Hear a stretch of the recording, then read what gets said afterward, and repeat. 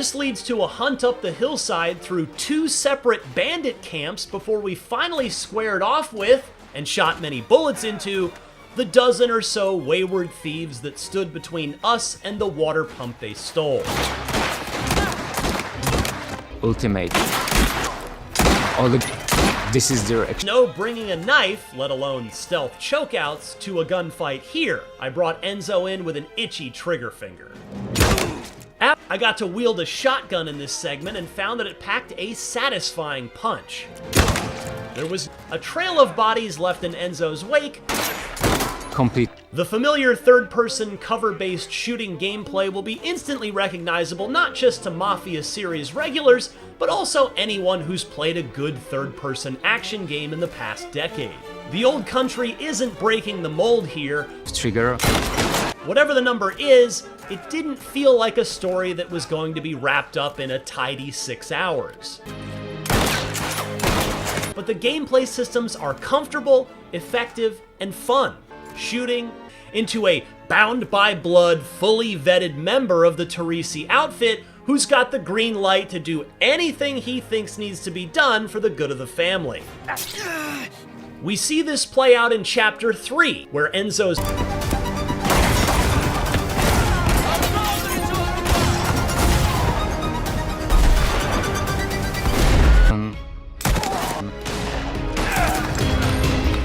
Anyway, Manuela pulled a knife, introducing me to what is, as I mentioned earlier, perhaps the weapon that Mafia The Old Country puts the most importance on. You can unlock and earn new knives, and each has unique modifying properties, giving you a reason beyond the cosmetic appearance of each blade to choose a specific one that suits your combat preferences. You've got a lot of moves in a knife fight: thrusts, slashes, parries, and dodges. Like in the Batman Arkham games, heavy attacks can't be parried and must instead be dodged. And I was having trouble timing my parries just right in the ensuing battle. A stabbed, double-crossing business partner. I do appreciate that there are upgradable bead slots on your rosary that affect gameplay, like this one that dampens the sound of your footsteps.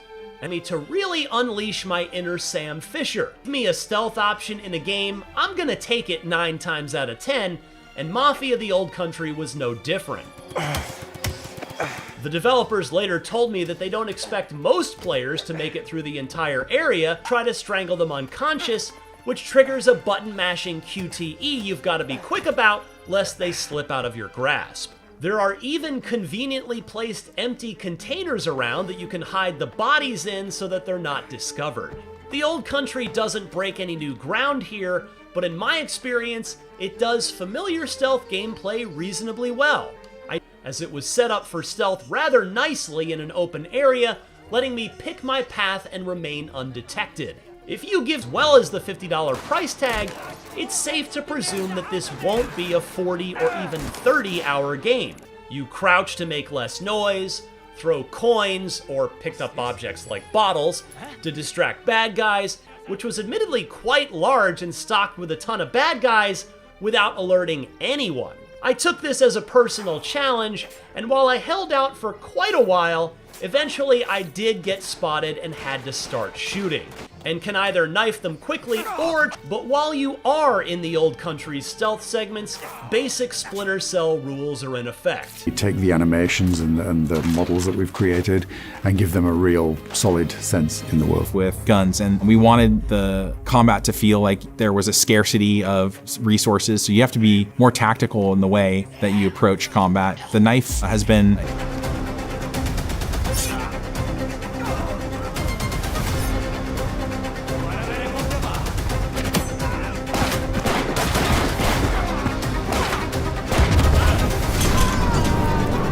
yet resolved.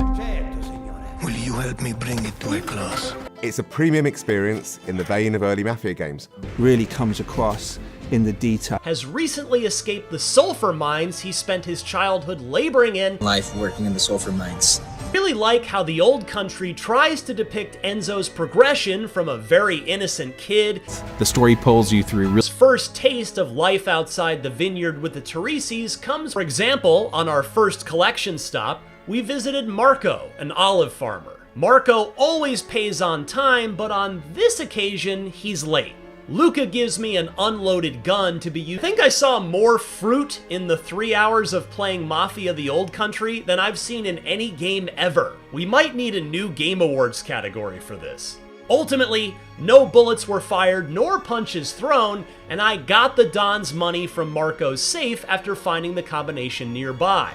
There was still one final collection errand to run in Chapter 3, and as you may have guessed by now, the cannoli hit the fan on this one. A visit to a farmer named Ficera sees him yell at us in a reversal because his new water pump was stolen by bandits, and the protection he pays Don Torrisi handsomely for didn't protect his valuable property. En route to the ruins showed off the camera you can take pictures of scenic spots with. Have you ever used one of these before? Unfortunately, it was the only opportunity I had to use it in the 3 hours I played, but hopefully you get to use it semi-regularly over the course of the campaign.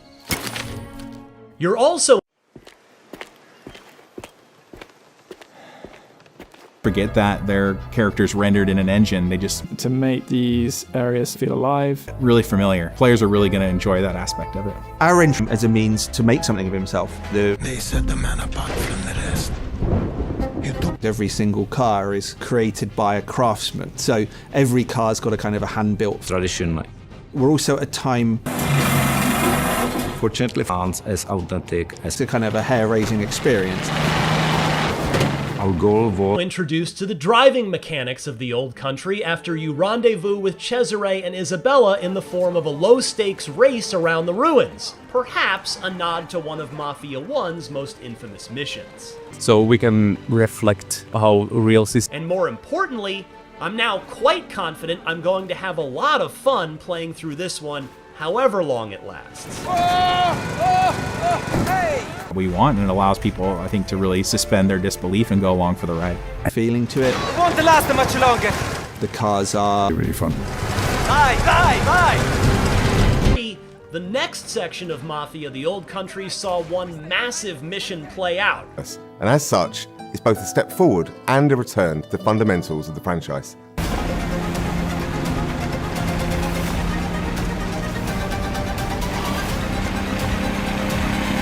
Yes, you'll be able to choose and ride your own horse in Mafia The Old Country, with each steed even having its own personality and characteristics. the setting. It's about the... Things escalated slightly on our second stop, though, when he's brought along on a series of collections by Luca, the Don's right-hand man, and Cesare, another made member of the family. Hopefully a very memorable introduction. And we can put a lot more in. It started quietly, with Gennaro driving Cesare in his car to the ruins. And Sicilian culture almost longs to drink deeply of life. It's about the characters. By the way, I can't emphasize how much I enjoyed staring at the countryside while riding to each destination on this mission. Mafia The Old Country ditches the proprietary engine it's used in all three previous Mafia games and moves to Unreal Engine 5 for this installment. Sicily is how diverse it is. Enzo's experience. That's their Unreal maintains the series' reputation for delivering lovely locations. The perfect blue skybox and pillowy clouds that sit atop the rolling green hills and farmlands did a great job of establishing the Old Country's Sicilian setting. I can't wait to see more of this world in the rest of the campaign. And Isabella insisting on riding there on horseback alongside Enzo. But for my money, that's fine. I'm a dad with a job. I'm good with Mafia The Old Country being a game I can get through in a weekend or two. Based on what I played, it didn't necessarily seem like your choice of horse would materially affect gameplay, but it was a welcome way to add a bit of life and meaning to the narrative nevertheless. Here we are. A pit stop after the aforementioned chase, I was able to run down their wagon and gun down plenty of the kidnapping cadre, a car chase involving you on a horse. Honor